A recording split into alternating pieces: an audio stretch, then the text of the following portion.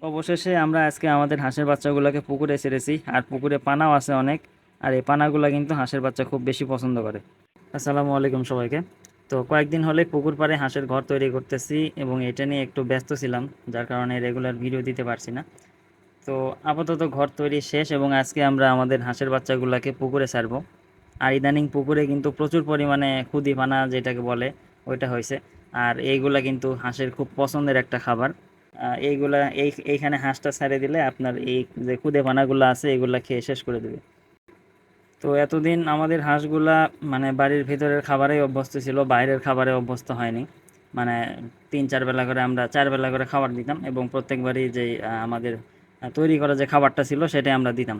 তো আজ থেকে আমরা বাইরে ছাড়বো হাঁসগুলা পুকুরে এবং 1 বেলা করে খাবার কমিয়ে দেবো, কারণ বাইরে তারা খাবারটা পেয়ে যাবে অনেকেই, অনেকাংশে খাবার খরচটাও কমে যাবে।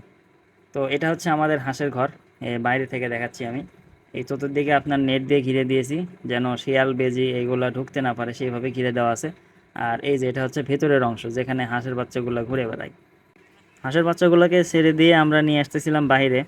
তো দলবদ্ধভাবে থাকে যেহেতু হাঁস মোটামুটি সবগুলোই চলে আসছিল, কিন্তু দুই একটা আবার এদিক সেদিক চলে যাচ্ছিল, কারণ আজকে তারা প্রথম প্রথম আসতেছে। আর আমি সামনে তাদের খাবার বাটি নিয়ে আসতেছিলাম, যেন তারা খাবার বাটি দেখে সাথে সাথে চলে আসে। এই যে দেখেন সরাসরি একদম আসে নেমে গেছে। আর কিছু এই যে ওইদিক সেদিক চলে গেছে, ওইগুলাকে আবার আস্তে আস্তে আমরা খেদে নিয়ে এসে ঢুকে দিলাম এর ভিতরে। তো এখান থেকে সরাসরি তাদের কিন্তু এই পুকুর পাড়ে থেকে একদম পুকুরে নামার যে ইয়েটা, দরজাটা, এটা সোজা করে দেওয়া হয়েছে যেন তারা বাইরে থেকে এসে একদম সোজা পুকুরের মধ্যে নামতে পারে। এটা এদিক সেদিক সরে দিলে কিন্তু অনেক সমস্যা করে হাঁসের বাচ্চা, দেখা যায় দরজা খুঁজে পায় না, ওঠার সময় অন্যদিকে চলে যায়, আবার নামার সময় অন্যদিকে চলে যায়। তো এটা সোজাসুজি রাখার চেষ্টা করছি।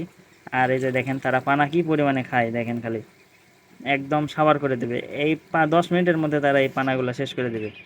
তো আজ দিয়ে যেহেতু এদের বয়স 1 মাস 6 দিন, 5-6 দিনের মতো হচ্ছে, তো এখন থেকে এদের দিনের বেলা বাইরে ছাড়া হবে। আর যে ঘরটা তৈরি করছি এখানে তারা দিনের বেলায় থাকবে, কারণ এখানে রাতের বেলা রাখা সম্ভব না, বাইরে এখানে শিয়ালের অনেক অত্যাচার। তো দিনের বেলায় থাকবে, রাতের বেলা এখানে রাখা যাবে না। রাতের বেলা আমরা বাড়ির ভেতরে একটা ঘর তৈরি করছি, সেটাই রাখবো। তো হাঁসের বাচ্চাগুলো কিন্তু আমি সকাল থেকে মোটামুটি 12টা পর্যন্ত এদের ছেড়ে দিয়ে রাখি পানিতে।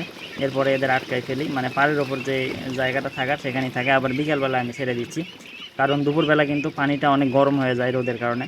আর এই অতিরিক্ত গরম পানিতে হাঁসের বাচ্চা ছাড়লে একটু সমস্যা হতে পারে হাঁসের বাচ্চার।